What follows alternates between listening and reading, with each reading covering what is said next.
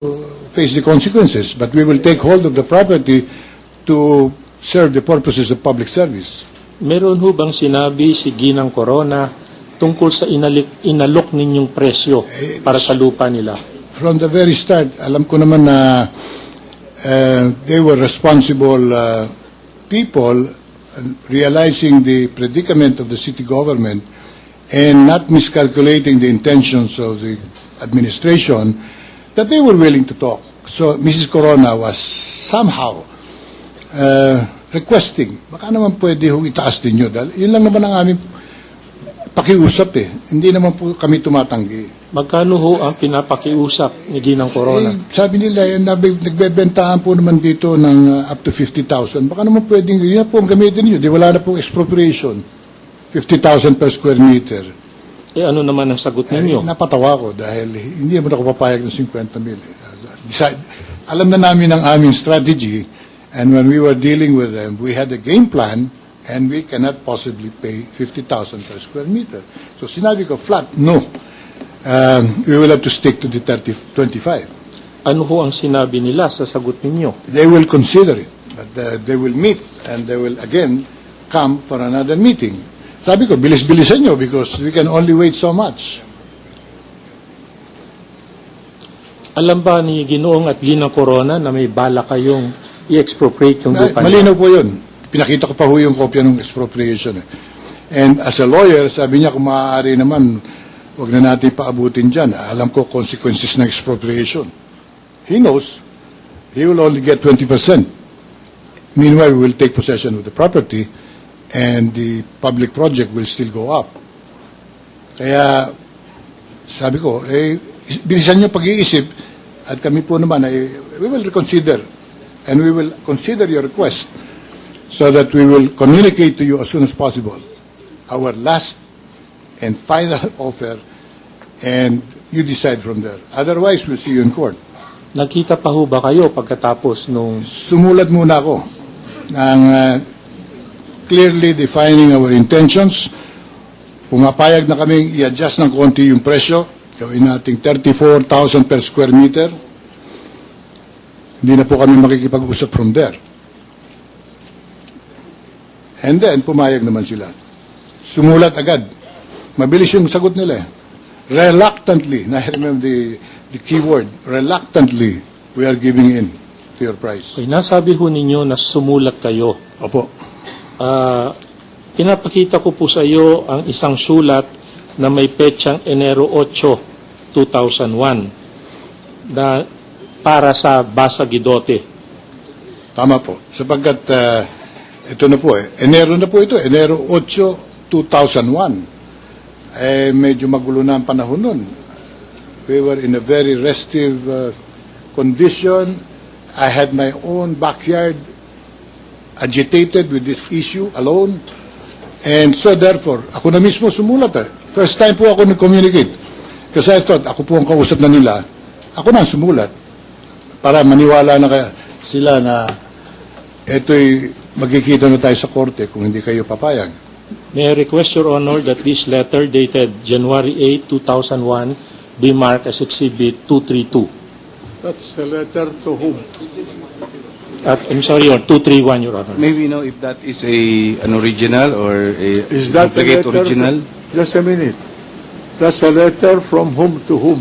That letter is from the mayor to Basa Guidote. So the original, Your Honor, will be with Basa Guidote. Mark it accordingly. May we know if it at least Conditional. that is if at least that is a duplicate original. May we know, Your Honor? Or a plain photocopy. Mayor, do you have a duplicate original of this letter? Lagay ko, nasa mayor's office po ngayon yun. Lahat ng records dito nasa City Hall po Okay, we will endeavor to look for that duplicate original for comparison purposes. So that this copy came from the defense, Yes, not Your from Honor. the mayor. No. This Just to be copy, clarified. this copy, This very copy now being marked came from the defense or from the good mayor if I'm not mistaken, Your Honor. it came from the good mayor himself. himself. He brought it over this afternoon. I think that was shown to me when I talked to him the other day. So it came from him. Yes. Thank you. Thank you, Mr. President. Now, there appears a signature above the name Jose Atienza in that letter. Whose signature is that? Pirma ko po ito. Akin po. Ano ho ang reaksyon ng Basagidote sa sulat na yan? Sumagot na po sila formally. After this letter, they formally accepted the price. And that closed the negotiation. Okay. Pinapakita ko po sa inyo ang isang sulat na may petsang Pebrero 13, 2001. Yan ho ba yung sinasabi ninyong sulat na galing sa Basagidote? Tama po, ito po yung address sa akin at pinirmahan po naman no Cristina R. Corona, authorized representative of the Basagidote Enterprises. May we request, Your Honor, that this letter dated February 13, 2001 be marked as Exhibit 232. Mark it accordingly. Okay, there appears a signature below that letter under the words received original. Whose signature is that? Pirma po nung Secretary to the Mayor. Siya po ang tumatanggap ng mga communications. And who is he? Attorney or Secretary Emmanuel Sison. Pagkatapos na matanggap ninyo yung pagsang-ayon ng Basagidote Enterprises, ano ang nangyari? Nung pumayag na po sila, natapos yung negosasyon. Kami po naman pinatakbo namin yung proseso ng consummation. The necessary deed of sale was directed by us to be prepared.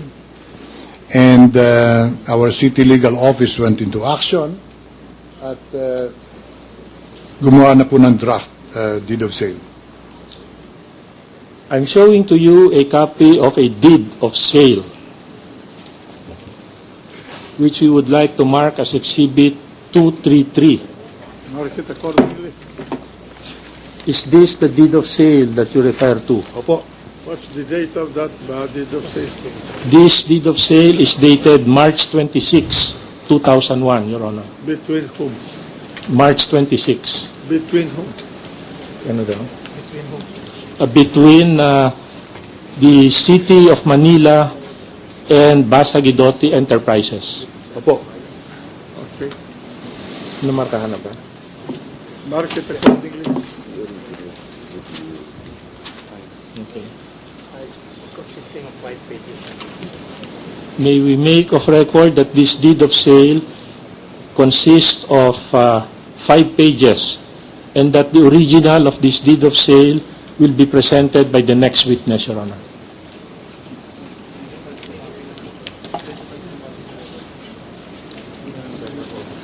The original is counsel. Yes. The original is Is with the next witness, the acting custodian of records of the City of Manila, Your Honor.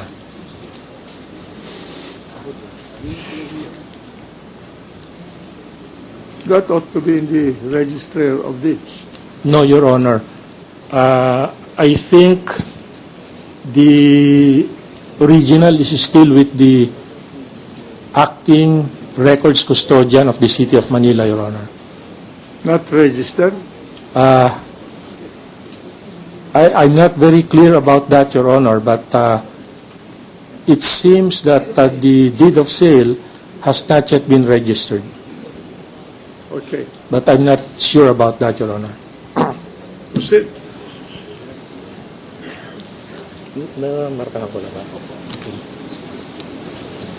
There appears signatures on the deed of sale.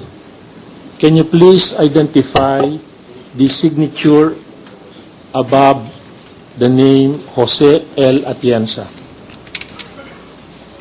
Pirma ko po ito. And there is also a signature above the name Cristina Corona. Whose signature is that? Pirma po ni Mrs. Corona ito. Dahil nagpirmahan kami magkaharap eh. Okay. And meron kaming testigo, si Attorney Emmanuel Sison at saka si Attorney Melchor Monsod our city legal officer. Okay. Meron ho bang ebidensya na itong deed of absolute sale ay dumaan sa legal office ng lungsod ng Maynila? Natitiyak ko po sapagkat hindi naman ako pipirma ng anuman dokumento na hindi sinuri at pinag-aralan ng aming abogado to make sure that all the requirements that we are expecting from the document are all contained in the final deed of sale. At meron po ng mga dokumento itong, I'm sure, on the endorsements of the necessary documents that we are asking for or to be acted on. Meron pong mga endorsement letters yan. Okay, pinapakita ko po sa inyo ang isang endorsement dated March 9, 2001, marked as exhibit na hinihingi naming markahan na Exhibit 234. Pakitingnan ho ninyo yung nakapirma dyan sa Exhibit 234 at pakisabi ninyo kung kanino ang pirma yan. Ito po ay endorsement ng City Legal Office. Pirmado po ng City Legal Officer, Attorney Melchor Monsod, na nagsasaad na yung kanilang inihandang absolute deed of absolute sale ay kalakip at hinihingan po nila ng approval ng inyong lingkod. Pinapakita ko ang first endorsement na may petsang Mayo 16, 2001. Ano ho ba itong endorsement na ito? Ito po naman ay, again, another referral, endorsement of the Secretary to the Mayor, to the Office of the City Accountant, requesting issuance of the necessary certificate of availability of funds in the amount of 34 million pesos for payment of the property located along Legarda, Sampalo, covered by TCT 76220. Meron hong pirma dyan sa first endorsement na yan. Kanino pirma yan? Si Attorney Sison yan. Kilala ko po yung pirmang yan. Okay, may we request, Your Honor, that this first endorsement dated May 16, 2001 be marked as